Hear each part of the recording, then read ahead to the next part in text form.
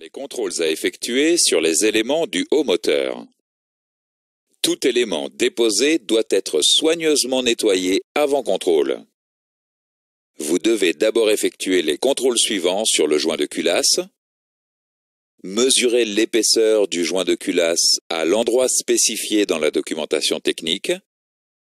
Vérifier l'absence de déchirure ou de fissure importante. Et enfin, vérifier l'absence de dépôt important de calamine.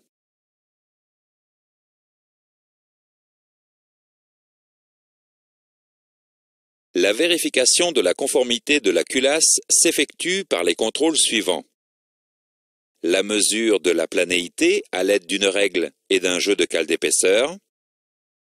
La mesure de la hauteur au moyen des instruments de mesure appropriés. Et enfin, une épreuve de culasse pour vérifier l'absence de fissure à l'aide d'un équipement de mise sous pression.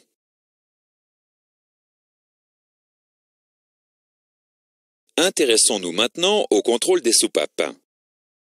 Vous devez d'abord vérifier l'absence de signes d'usure, de surchauffe et de grippage sur la queue de soupape.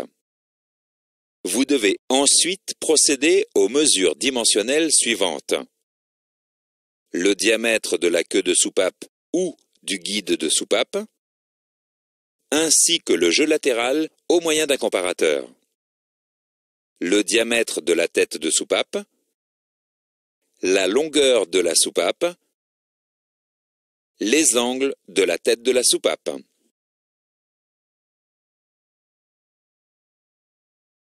Voyons maintenant la valeur de tarage des ressorts de rappel des soupapes. Cliquez sur le ressort. Vous devez mesurer la longueur totale du ressort au repos avec un pied à coulisse. Vous devez enfin mesurer le tarage du ressort à l'aide d'un outil de tarage des ressorts et vérifier que la valeur est dans la tolérance.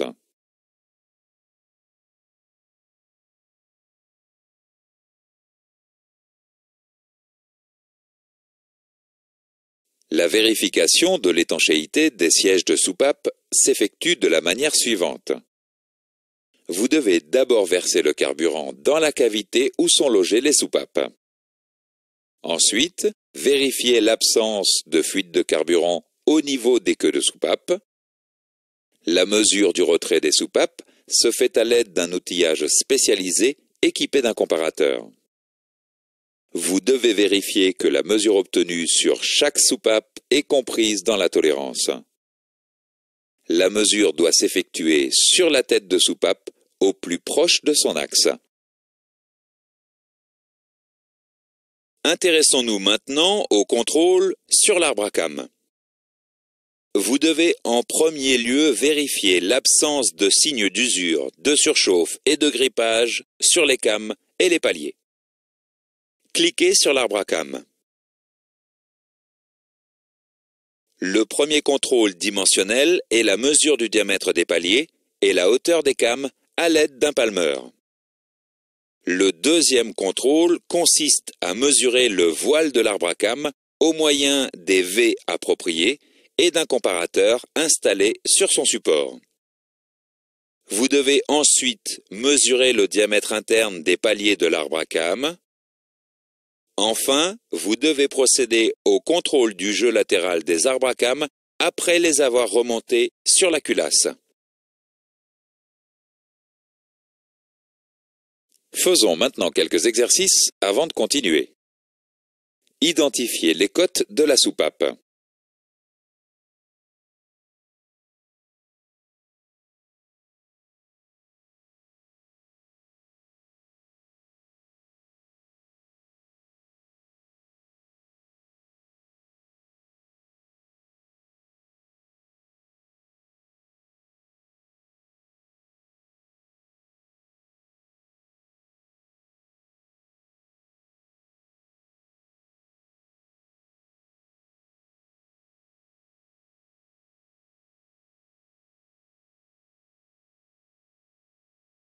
À quel endroit se mesure l'épaisseur du joint de culasse?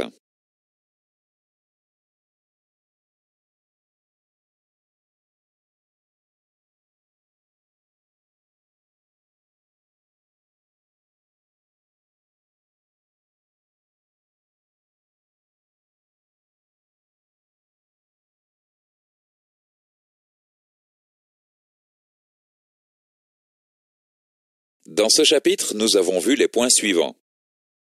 Le contrôle du joint de culasse implique la vérification de l'épaisseur du joint de culasse, de l'absence de déchirure, de fissures et de dépôts importants de calamine. La vérification de la conformité de la culasse s'effectue en mesurant sa planéité, sa hauteur et en contrôlant l'épreuvage. Les contrôles dimensionnels sur les soupapes impliquent de vérifier préalablement l'absence de signes d'usure et de grippage.